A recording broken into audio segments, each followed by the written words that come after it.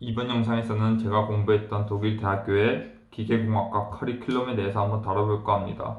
일단 커리큘럼을 보기 전에 독일 대학에 대해 간단하게 말씀드리자면, 독일 대학 같은 경우는 많이들 아시다시피 입학은 쉽고 졸업은 어렵다 이렇게 많이들 알고 계시는데, 저 같은 경우는 입학은 존나게 어려웠고 졸업도 존나게 어려웠다 라고 말씀드릴 수 있겠네요. 왜 입학이 존나게 어려웠는지는 다른 영상에서 알려드리도록 하겠습니다. 일단 제가 다녔던 학교의 기계공학과 같은 경우는 출석 체크도 없고 과제도 많이 없었다 라고 말씀드릴 수 있겠네요.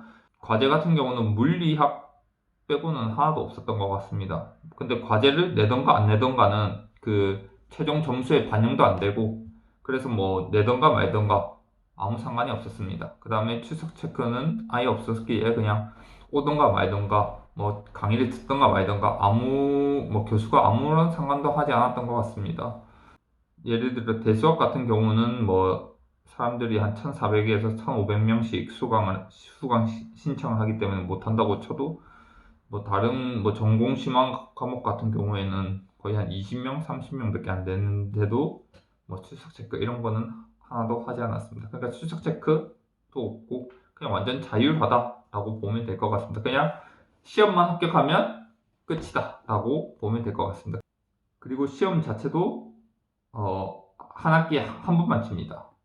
그러니까 그 시험 한 번 치는 것만 합격하면 그 과목은 끝이 났다라고 볼 수 있겠네요. 그 다음에 뭐 시험 점수가 즉 학점이다 라고 보면 될 것 같습니다. 시험 점수 100%가 학점이다.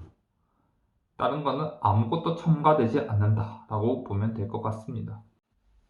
이제 제가 다녔던 독일 대학교의 기계공학과 커리큘럼을 보면 이것은 전형적인 이상적인 커리큘럼이라고 보면 될 것 같습니다.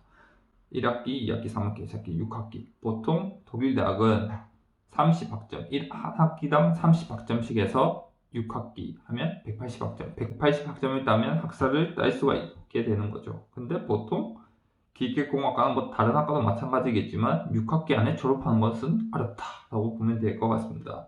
왜냐하면 저희 학교의 기계공학과 같은 경우는 이제 킬러 과목이라고 불리는 과목들이 있는데, 그 과목들 때문에 이제 졸업이 점점 미뤄지는 거죠. 합격을 못 하다 보면 다음 학기에 또 쳐야 하고, 근데 또 이제 3번 안에 합격을 해야 합니다. 3번 안에 합격 못하면 이제 무조건 퇴학이거나 전과를 해야 하는 경우가 생기기 때문에, 그러다 보니 이제 사람들이 막 스트레스 받고 막 그러다 보니까 이제 점점 막 미루고 하다 보면 6학기 안에 학사를 따기는 어렵고 거의 한 7에서 8학기 정도 돼야지 이제 학사를 따거나 아니면 전과를 하거나 뭐 그렇게 되는 경우가 엄청 많습니다.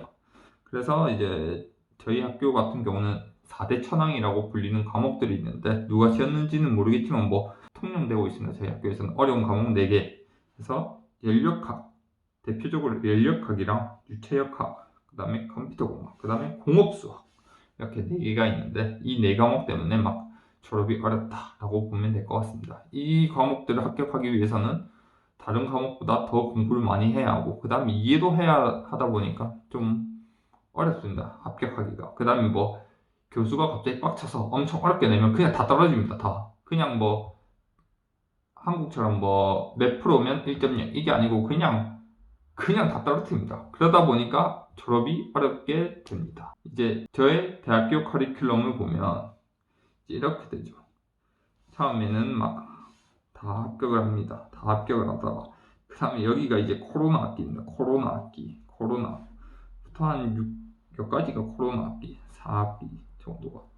그러다 보니까 여기는 이제 코로나 첫 학기다 보니까 그냥 다 떨어집니다. 그다음에 또 여기도 그 다음에 3학기에도 뭐 연력학 어려운 과목 다 떨어집니다. 그냥 그 다음에 막 이제 시간도 없습니다. 막 시간도 없다 보니까 막 미루고 또 미룹니다. 점점 미루다 보니까 이제 또 미루고 아니면 또 떨어지고 하다 보면 점점 이제 공부하는 기간이 늘어납니다.